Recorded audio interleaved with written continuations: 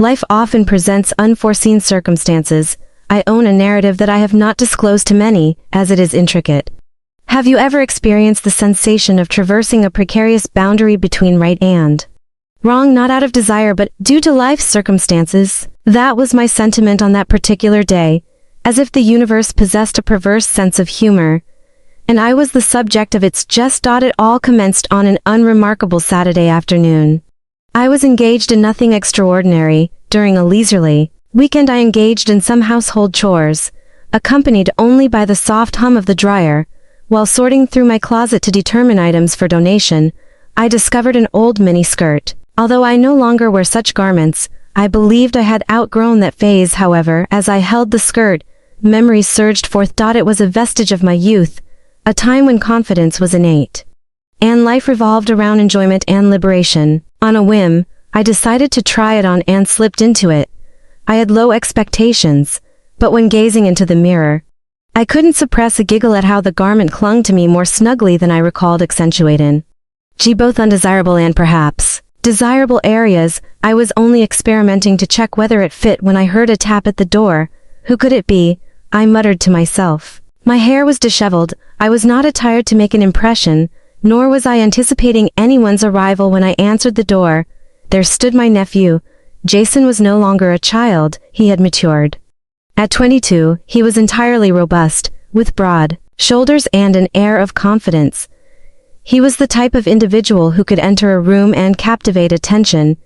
He had a bag of tools displaying the casual smile he consistently wore. "Auntie, you called regarding the leaky faucet." I recalled that I had completely forgotten to ask him to come by and repair the sink in the guest bathroom. Although I felt somewhat ashamed about my attire, I chose not to emphasize it and instead laughed it off. "Indeed, please enter. The bathroom is located down the hall." He walked past me, and I observed him momentarily hesitate, his gaze flickering toward me before swiftly averting. Perhaps it was merely my imagination, yet there was an unusual atmosphere. Jason commenced his work on the sink while I returned to my closet, but throughout I sensed an odd tension, neither negative nor anticipated. Are you familiar with the sensation when someone's gaze lingers excessively despite their attempts at subtlety? I initially dismissed it as just overthinking, considering he is my nephew. However, as I passed the bathroom to retrieve something from the kitchen, Jason abruptly blurted out, "Hey auntie, may you please come here briefly? I believe I require assistance." The subsequent events exacerbated my confusion. Upon entering the bathroom, I found Jason crouched with his sleeves rolled up, exposing his robust, tanned arms. He held a wrench in one hand and gestured towards the faucet with the other. "I believe the pipe is stuck," he stated, glancing up at me. "Can you hold this while I attempt to loosen it?" Nodding, I leaned in to grasp the faucet. The bathroom was diminutive, and before I realized it, we were nearly shoulder to shoulder. I endeavored to disregard the closeness, yet I could sense the warmth of his arm grazing mine as he worked. I glanced at him, and that was when I noticed it. Jason. He was not solely fixated on the pipe. His gaze frequently shifted toward me, as if he were attempting to discern something. It was subtle, not apparent to anybody else, but I perceived it. Everything was satisfactory, I inquired, disrupting the stillness. He gazed at me and for a little while exhibited reluctance before smiling. His customary relaxed smile accompanied my anxious laughter as I attempted to alleviate the tension. "Well, you are the expert, correct?" There was no pressure. Yet I could not overlook the manner in which his gaze lingered for an excessive moment. After a few minutes, he ultimately released the pipe and rose, dusting his hands on his trousers. "All done. It should be as good as new," he said. "Thank you," I replied, in an attempt to appear nonchalant.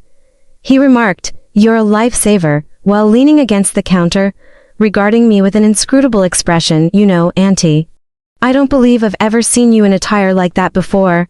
I momentarily froze my cheeks, reddening. "Oh, this," I responded with an awkward laugh, pulling at the hem of the mini-skirt. "It's merely something I discovered in the back, regarding the items in my closet that I intended to give Jason first." Remained silent, he continued to gaze at me, his eyes betraying an unreadable emotion. Then he smiled, except this time it felt distinct, almost as if he understood. "It suits you," he said, his tone gentler than usual. I was at a loss for words and stammerd. Thanks, I suppose, experiencing self-consciousness. I promptly turned to go to the bathroom, hoping to put some distance between us, but as I stepped out, Jason followed his footsteps close behind Auntie. He said, stopping me in the hallway. I turned to face him, my heart pounding. Yeah. He hesitated like he was searching for right words. You ever feel like something's happened for a reason? What do you mean? I asked, genuinely confused. He opened his mouth to say something, then shook his head, laughing it off. Never mind, forget I said anything. But I couldn't forget the way he looked at me. The tone in his voice stayed with me. Long after he left that night, I was curled up on the couch, mindlessly flipping through channels, trying to shake off the awkwardness from earlier. I kept telling myself it was nothing, that I was overthinking the whole thing. After all, Jason was family. But just as I started to feel normal again, on my phone buzzed on the coffee table. Leaned over, picking it up. And there it was, a message from Jason. Hey Auntie, can I ask you something? I stared at the screen, debating whether to reply, with something about the timing that felt strange. Why is he messaging me now? After a while I replied, of course, what's on your mind? His response arrived almost instantaneously. I keep reflecting on today. And you, it appeared distinct. It astonished me. I suppose. My stomach had a little flutter. What was he attempting to convey? My fingers paused over the computer as I contemplated my response. Ultimately, I opted for a neutral reply. I was merely trying on some old clothes. He received my message immediately. I observed the small typing indicator appear. Although it took him a moment to respond, when his message eventually arrived, it surprised me. You seemed very well. I am sincere in my statement. I stared at the screen in disbelief. My pulse raced. Was this really a benign remark? Or was there a deeper implication? I was uncertain how to feel, much less how to answer. After what seemed like an eternity, I texted back, thanks Jason, your compliment is appreciated. I wished it would conclude the matter, although I instinctively saw it would not.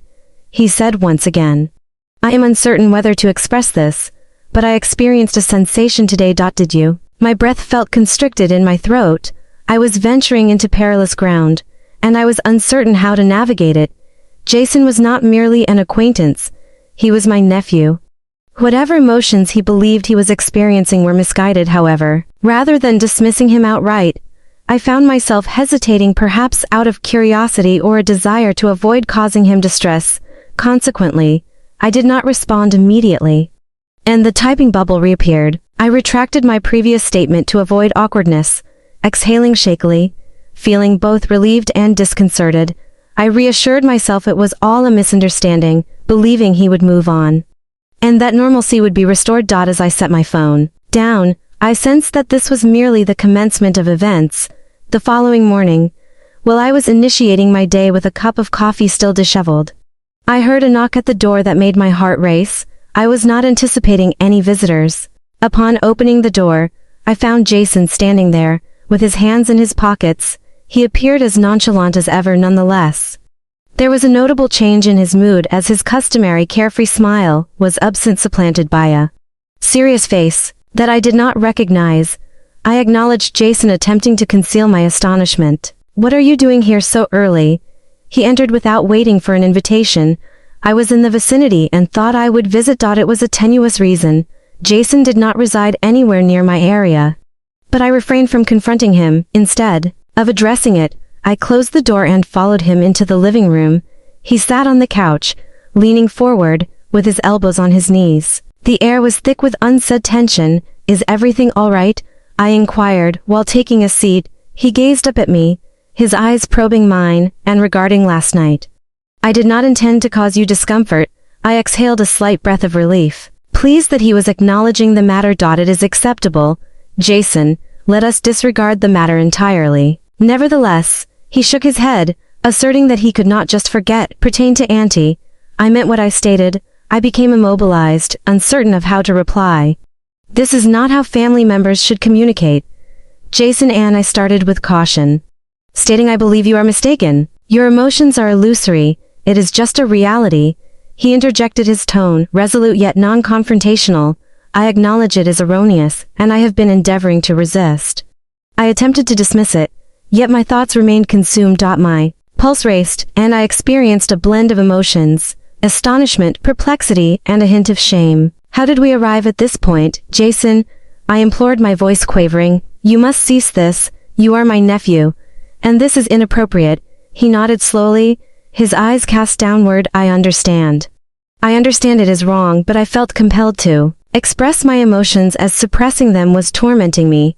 For a moment the room was enveloped in silence, save for the faint ticking of the clock on the wall. I was at a loss for words, uncertain how to rectify this situation, or if it was even salvageable. Ultimately, I rose, needing to create distance between us. Jason, I believe you should depart. We both require time to contemplate this. He gazed at me, his face a blend of remorse and yearning. Very well, he whispered softly, but this is not the final discussion we will have on this matter. He departed, without further comment, and as the door shut behind him, I had a surge of relief, accompanied by a persistent anxiety. As the evening sun cast elongated shadows over the living room, I noticed the edge of an envelope protruding from beneath the front door, and my chest constricted as I approached, fully aware of its sender. Before I even retrieved it, I opened the paper with shaky hands, my heart racing in my ears. The handwriting was obviously Jason's, neat and methodical, as if each word had been meticulously selected. The message stated, Auntie, I know you requested my departure, and I respect that. But I cannot feign that these feelings do not exist. I am not requesting anything. I only need you to understand that if wish for me to distance myself, I would comply without hesitation. Conversely, if there exists even a modicum of reciprocal sentiment, kindly inform me, as I will be awaiting your response. I rose there, gazing at the words, uncertain whether to feel anger, flattery, or fear. A multitude of ideas raced through my mind. Is he serious? Is it possible for him too? I felt this way. Yet part of me hesitated to discard it entirely. I folded the paper and concealed it in a drawer. Out of sight but not out of mind. I convinced myself that I would not react, and that ignoring him was the optimal course of action. But deep inside, I saw that this was not concluded. Later that night, as I attempted to sleep, my phone vibrated once again. Jason was the individual. Jason, I understand I previously stated I would not disturb you, but I want confirmation of whether you received my message. I gazed at the message, contemplating a response. Ultimately I replied, yes, I received it, but Jason, this must cease. His answer was quite instantaneous. It is detrimental to both of us. I will cease if you desire. Please inform me candidly. Harbor any feeling for me, even a little. My fingers poised over the keyboard. Admitting anything would exacerbate the situation, and denying it felt disingenuous. Consequently, I responded, Jason, you're my nephew. That's all I can say. It was not the response he desired, but it was the only one I could provide. The following morning I arrived at work, eager to divert my attention from recent events. My job served as my sanctuary, a realm where I could concentrate on tasks and leave personal issues behind. However, as I sat at my desk, sorting through emails, I experienced an unsettling sensation. As if someone were observing me, I looked up and froze. Jason stood just outside the office window, his hands buried deep in his pockets, appearing both conflicted and resolute. What was he doing? I murmured under my breath, feeling my chest constrict. I promptly excused myself and stepped outside. Before he could enter and exacerbate the situation, Jason, what are you doing here?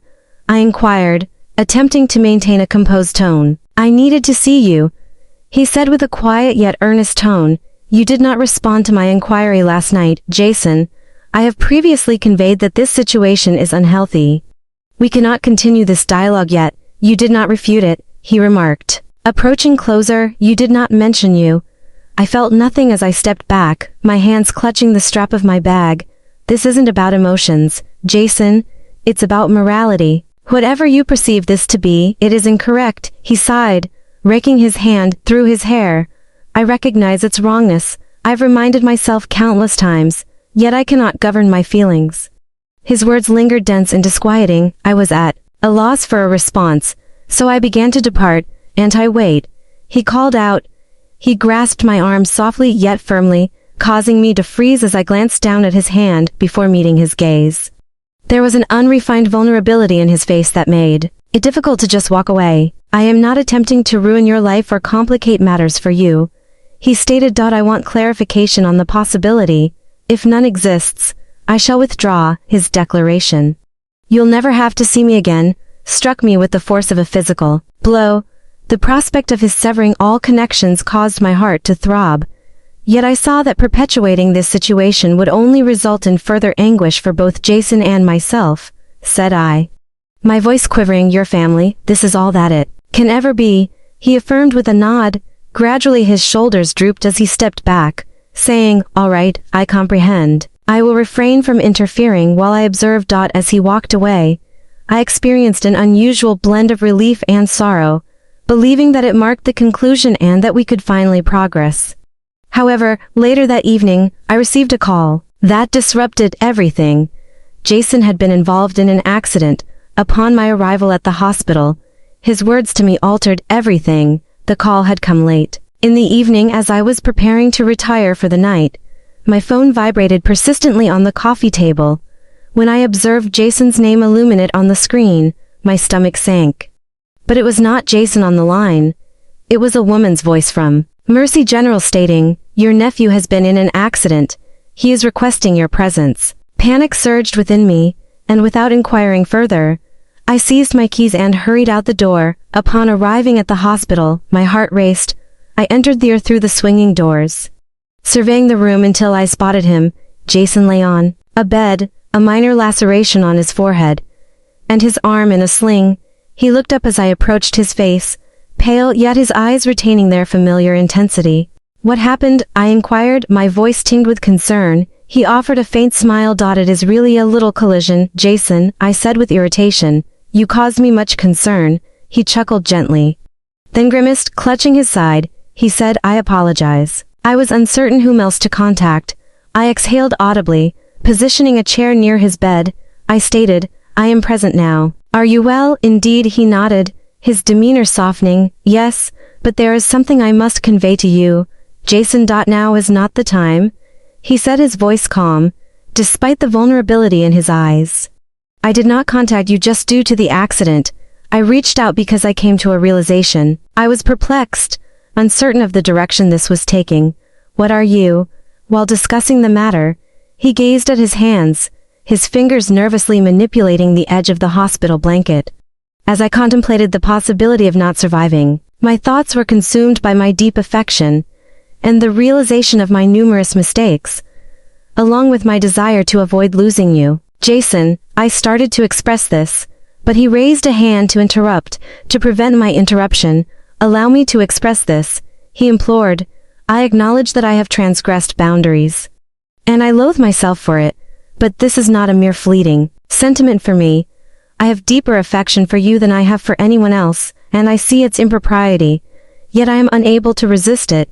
His words lingered in the atmosphere, weighty and unrefined. I was at a loss for words. A part of me wished to console him, assuring him that everything would be fine, yet another part recognized that this was not a matter I could remedy with mere kind words. Before I could articulate my thoughts, a nurse entered the room, dispelling the tension. Visiting hours are over, she stated with a courteous yet assertive smile. I rose, feeling both relieved and inundated. Get some rest, Jason. We will discuss this later, he nodded, maintaining eye contact. As I exited and drove home, I often revisited his statements in my thoughts. I believed I had made the correct decision by departing, although upon my return I encountered an unsettling presence at the home that prompted me to reevaluate everything as I approached. The house exuded an unnerving silence as I navigated the driveway. I entered, removed my shoes, and observed an unfamiliar small package on kitchen table inscribed with my name in Jason's handwriting. I hesitated before opening it, my hands trembling slightly. Inside I found a letter and a small photo album. The letter commenced with, Auntie, I know you requested that I cease communication, but I must elucidate everything even if this is our final conversation. Please read this and peruse the album. Thereafter, if you desire my absence from your life, I will honor your wishes. I fully unfolded the letter, my eyes scanning the text. From the moment I returned here, I sensed a change in our dynamic. Initially, I could not comprehend it. I initially perceived it as just adoration or respect. Nevertheless, it gradually became evident that it transcended those sentiments. I see how this may be interpreted, and I have endeavored to resist it. However, I am unable to do so. Transform my emotions. You have consistently supported me more than anybody else. You have witnessed my lowest moments and still show concern, which I do not take for granted. I hesitated, my pulse racing. The gravity of his words was nearly overwhelming. Yet I continued reading. I put together this album to remind myself of everything I love about you. Not in a way that crosses lines, but as a way to process my feelings. You'll find photos of us from family gatherings. Moments where you are laughing or just being yourself. I'm sharing this with you because I don't want to keep secrets anymore. I'll respect whatever decision you make, but I couldn't let this go unsaid. I set the letter down and opened the album. The photos were familiar: family barbecues, holiday dinners, and random snapshots I didn't even remember being taken. Each one was accompanied by a small note in Jason's handwriting, pointing out details he appreciated: how happy I looked, at how kind I was to others, and how much he admired my strength. Tears welled up in my eyes. It was overwhelmingly touching and deeply unsettling. I closed the album and sat there for a long time, trying to process everything. Jason wasn't just expressing infatuation. He was laying bare his heart in a way that felt impossible to ignore. But what could I do? I refrained from discouraging him, not only because it was morally objectionable, but also because it would jeopardize our family. But completely excluding him seemed as harsh, considering the evident distress he was experiencing. Before I could determine my course of action, my phone buzzed again. Jason sent a message, inquiring if I had received the package. He requested confirmation of its receipt and indicated that if I wished for him to leave, I should simply say so, and he would depart by tomorrow. I contemplated Jason's message for what seemed like an eternity, my emotions clashing with my rationality. In an uncontrollable struggle, he had placed the decision squarely in my hands, a choice that could irrevocably affect both our lives and our family. I responded, instructing Jason to visit the following day for a discussion the next morning. He arrived punctually, exhibiting both anxiety and optimism. I welcomed him inside, and we took seats together, situated opposite one another in the living room. The atmosphere was laden with unexpressed sentiments. Jason, I commenced, my tone resolute, yet tender. I have perused the letter and examined the album. I recognize the considerable thought and effort you invested, and I cannot deny its emotional impact on me. However, we must establish certain boundaries for both our well-being. He acknowledged my words with a nod, though his demeanor remained cautious. I comprehend. I only required you to be informed. That is all I am aware of regarding my emotions, I stated, leaning forward. I must convey that I love you as family. That is the extent of my feelings. Your emotions towards me stem from appreciation and thankfulness, which is okay. But we must not conflate those sentiments for an alternative. It would ultimately be detrimental to both of us. He gazed at his hands, his expression a blend of relief and melancholy. I comprehend, he stated softly. I do not wish to lose you, Auntie. I will endeavor to release this matter. I extended my hand and grasped his, applying a little pressure. You will not lose me, Jason. But you need to take some time to figure out what's really going on in your heart. Maybe talk to someone who can help you sort through these feelings. He nodded again, and for the first time in days, I saw a flicker of peace in his eyes. We sat there for a while longer, talking about lighter things, his plans for the future, and how he wanted to focus on his career and hobbies. By the time he left, I felt like a weight had been lifted, even if things weren't completely back to normal. Jason kept his. He gave us both some space, focusing on himself and seeking help to work through his emotions. Over time, our relationship returned to something closer to what it had been before, supportive, familial, and unclouded by confusion. It wasn't easy, but we both learned from the experience. I learned the importance of setting boundaries and addressing issues head-on, while Jason found clarity and a sense of self that didn't rely on anyone else. Looking back, I'm grateful we were able to navigate such a difficult situation without losing the bond that mattered most to family.